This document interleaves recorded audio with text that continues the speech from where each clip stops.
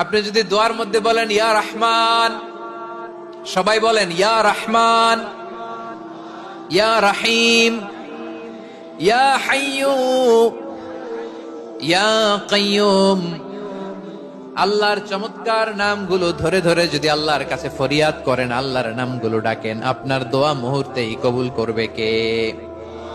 ও আমার গুনাহগার বান্দারা শোনো, জুলুম করেছো, ভুল করেছো, অন্যায় করেছো, আল্লাহর রহমত থেকে নিরাশ হয়ো না। আমরা বিশ্বাসীরা কঠিন কালেও আল্লাহর রহমত থেকে নিরাশ হব না, ঠিক কিনা বলেন? আল্লাহর রহমত থেকে নিরাশ হবেন? ভুল করে ফেলছেন, আরে ভুল তো সবাই করে, পাপ হইছে, আরে পাপ তো সবার আছে, আপনারা সবাই পাপী, সবাই পাপী। যত পাপ হোক, ভুল হোক, অন্যায় হোক, অনুতপ্ত হয়ে তওবা করে, ওযু করে, জায়নামাজটা বিছিয়ে সেজদা দিয়ে চোখের পানি ছাড়েন।